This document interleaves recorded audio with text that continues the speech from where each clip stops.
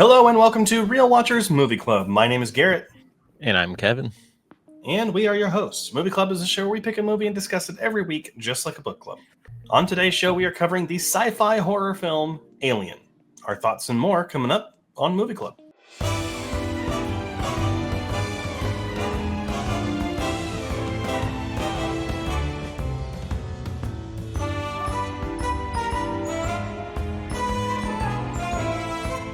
Released in 1979, Alien was directed by Ridley Scott and stars Sigourney Weaver, Tom Skerritt, and John Hurt. After investigating a mysterious transmission of unknown origin, the crew of a commercial spacecraft encounters a deadly life form. It is ranked number 51 on IMDb's Top 250 and has a 4.3 out of 5 on Letterboxd and is ranked 186 on its Top 250.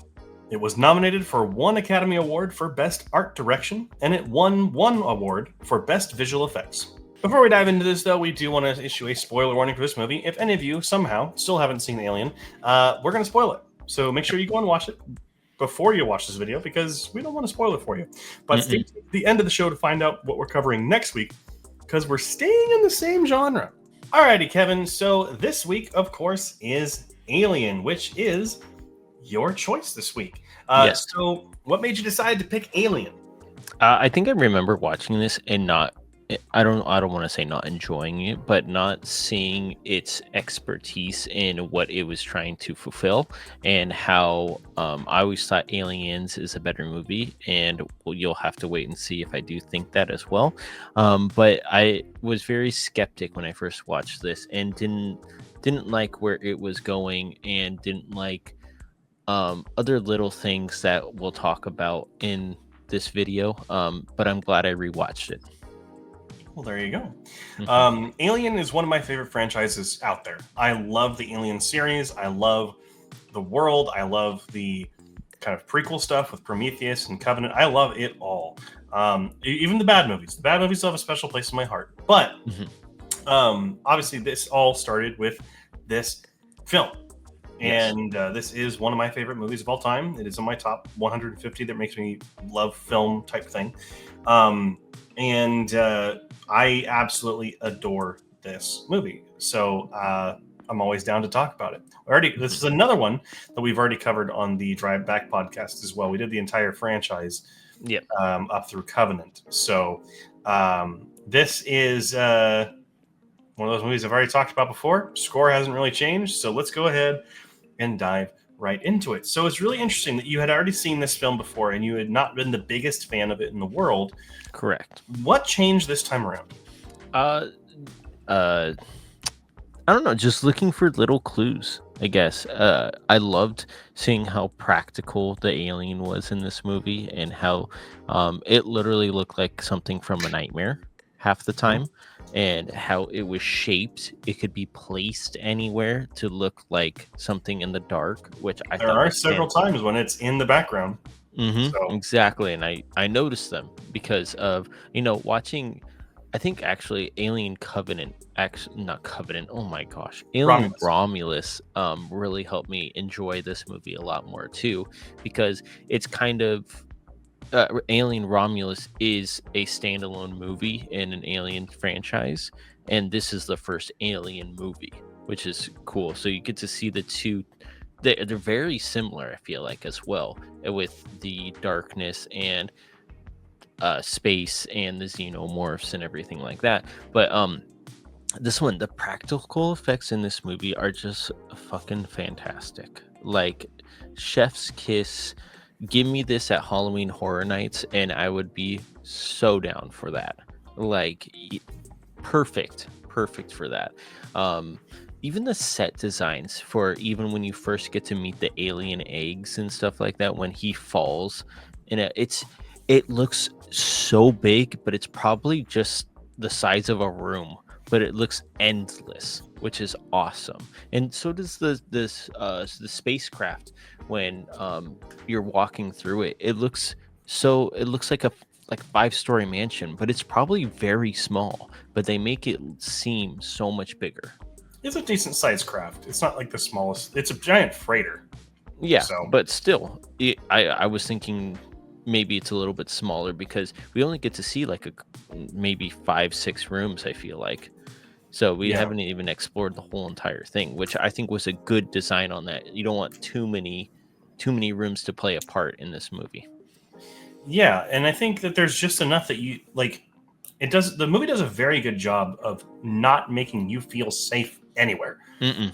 And by Mm-hmm. constantly changing up where you are in the ship and the locations that you're in, like the places people get off, nowhere feels safe. Well, and no one feels safe because of another twist that happens. That I knew kind of the twist that was going on. Because I remember watching the what's his fucking name? The robot.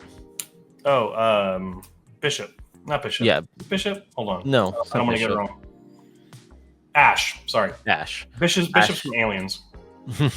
But Ash being the robot was really like I knew it was happening, but you could see him changing throughout the entire movie as well.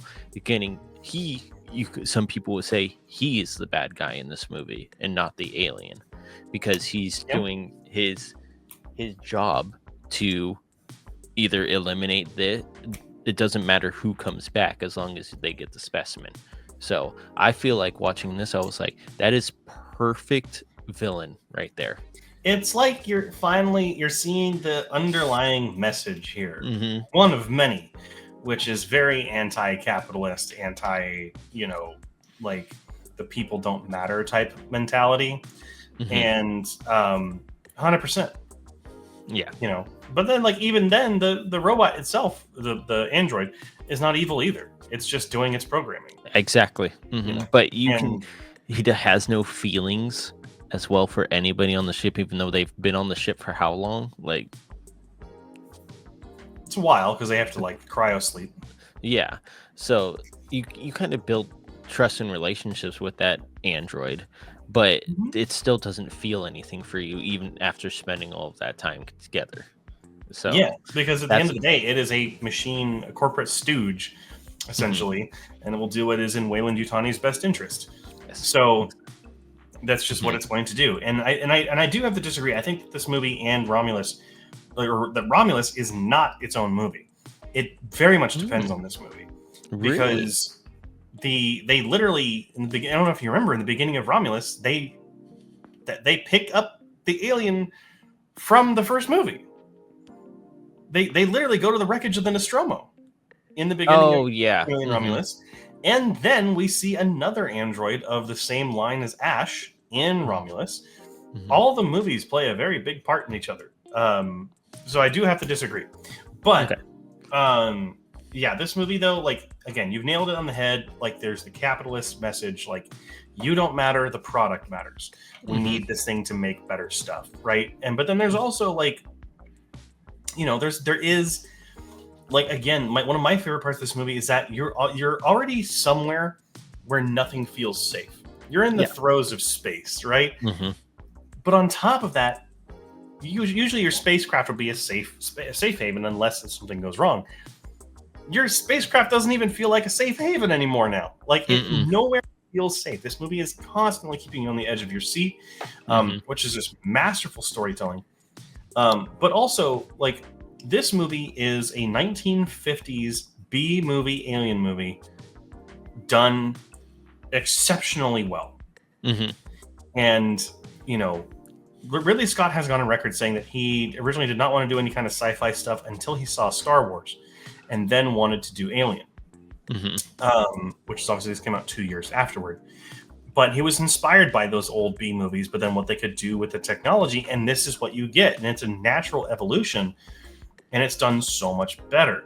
But then it also kind of leads me to the other underlying narrative that kind of goes on with all of the Alien movies, which is this kind of perversion of, I guess you could say like not perversion, like it would be the right word, the perversion of sexuality, and like the destruction and like creation, and because originally the face huggers were not supposed to go on your face. There's another hole. Guys have one, ladies have more than one. and it's supposed to go somewhere else, and which would have been even more on the nose as like, it's basically rape. Like it is a substitute for rape. You have an alien life form that is forcing itself onto you and impregnating you.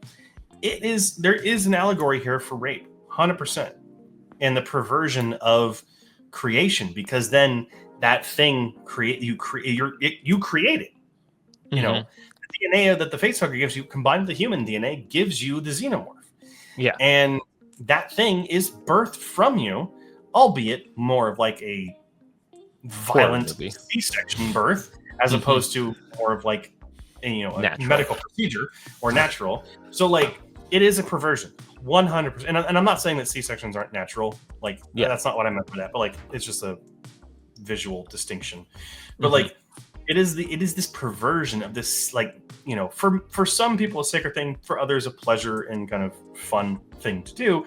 That is just it's horrifying. Like that the way we make other people, or the way that we show passion for other people, is being turned into something horrible. And it is a really interesting thing, and the rest of all the movies play with that concept, obviously, because it's just how the aliens get there. So but also like you get a little bit more of that in Alien Covenant, because it's a colony ship, so they're all couples, and you get a little bit of that.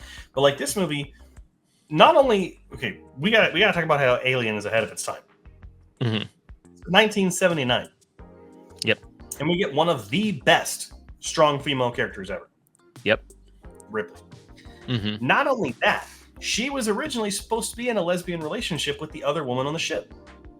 The bug-eyed one. I call her bug-eyed one. I forget her name. Lambert. Yeah, she's supposed to be in a relationship with Lambert, which this is 1979. That would have been really ahead of its time, but I think that they kind of realized that was pushing it along the same line that, having the facehuggers hug something else was also a bit of pushing it for the time. But like this movie is really far ahead of its time. It takes a familiar concept and elevates it. It takes, the idea that you can have a strong female character, which other films had before. Don't get me wrong.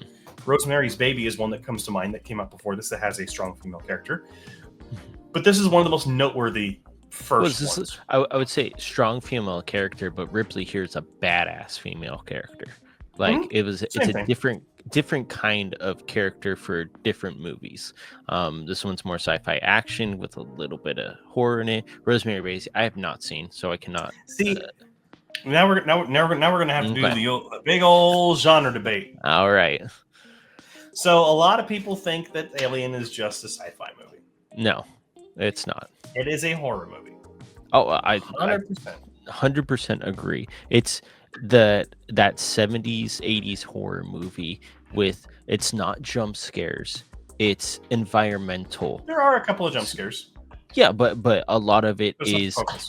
No, it's the uneasiness of the ship and not knowing where anything is and not knowing what's going to happen next to the characters, even Ripley or the android, and how are they going to get out of this situation is another horror story in itself. And again, like I said, the design for the xenomorph literally can hide anywhere, and you can see them sometimes just hiding in plain sight and you wouldn't notice. And if you were on the ship, you wouldn't notice either because of how good it blends in with its surroundings. So I want a replica. It's from the sequel, but I want a replica motion detector.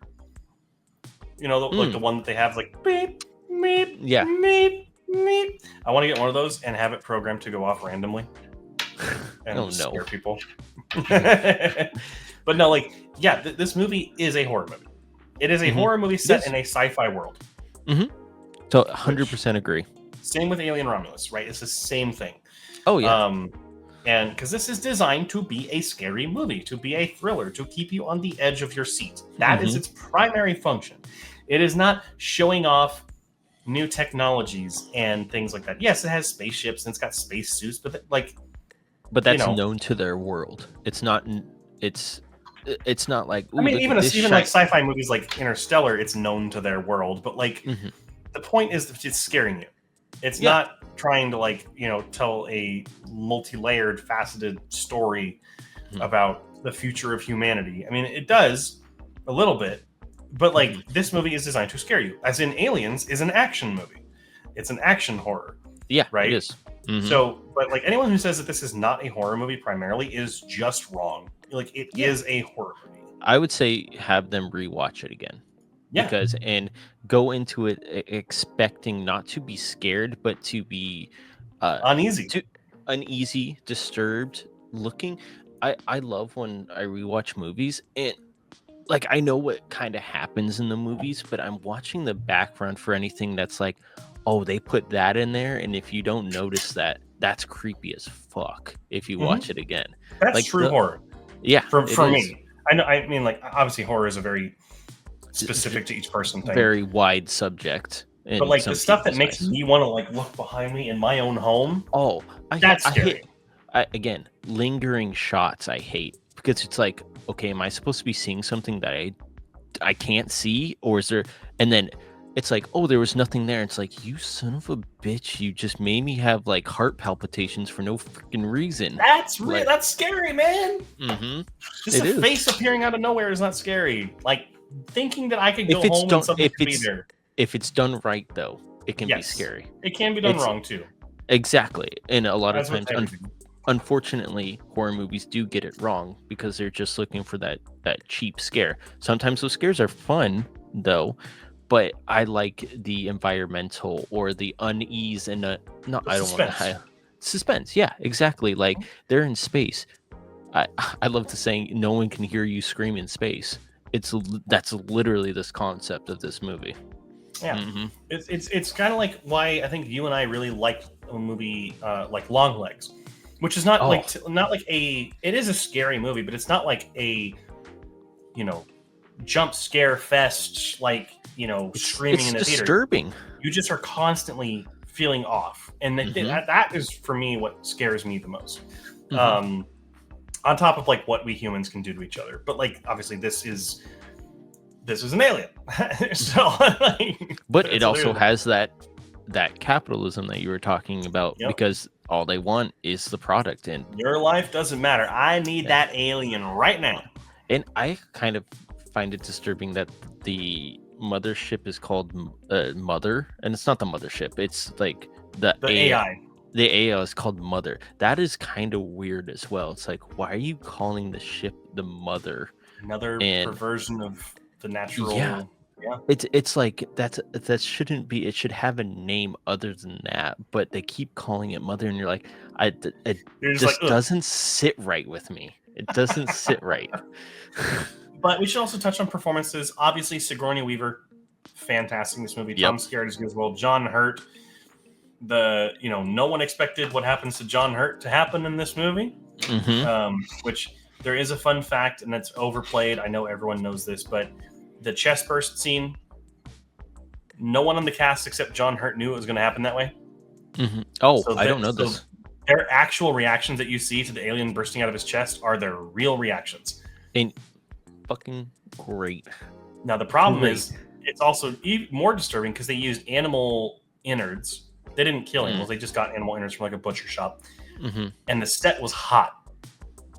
So everything in there is just festering and smells gross. So their reactions are 100% real, which is absolutely fantastic when you go back and watch it again. Yeah, and you can't get those expressions that they give with like CGI stuff nowadays.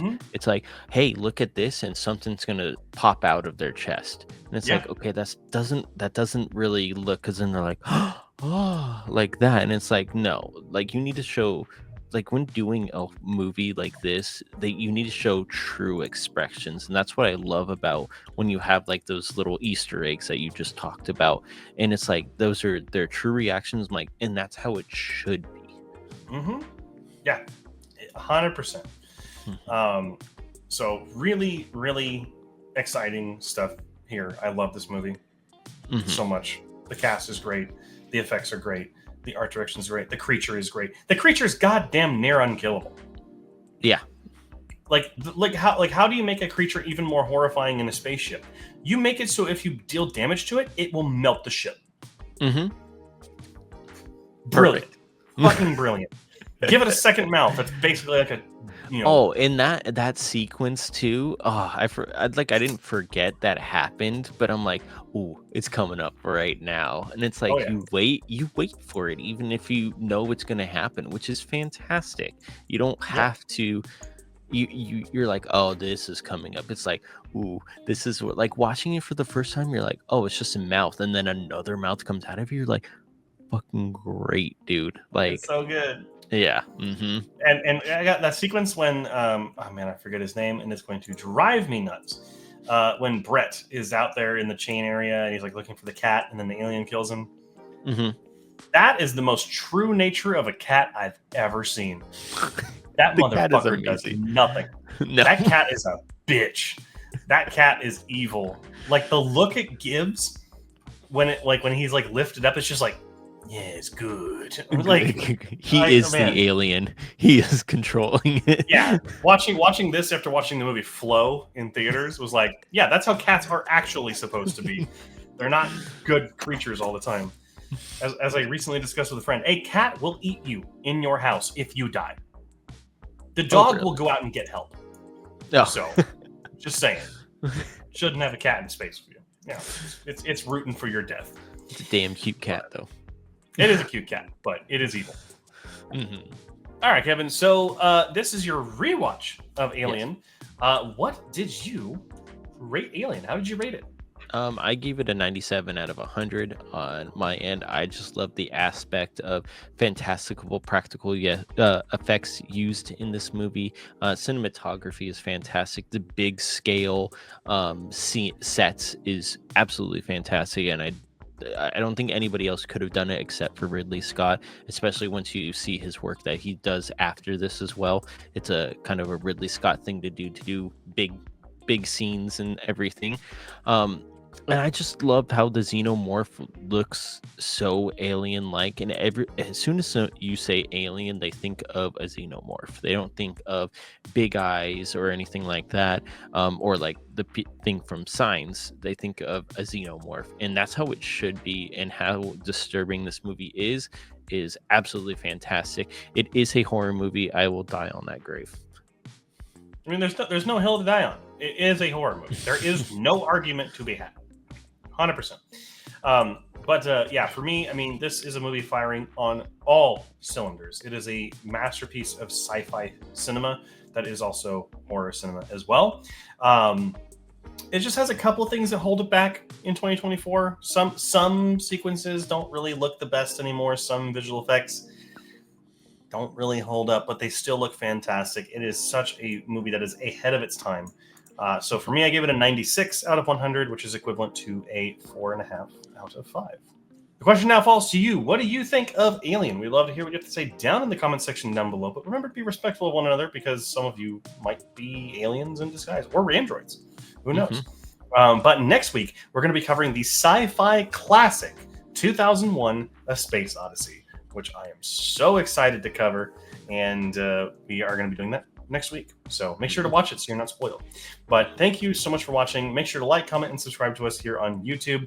We do have our show Movie Club, this one you're watching right now, which goes live every Friday at 4 a.m. Pacific Standard Time, and our weekly live stream, which goes live every Wednesday at 7 p.m. Pacific Standard Time, where we talk about movie news, reviews, and so much more. But again, thank you so much for watching, and until next time, make sure to keep those eyes on the screen.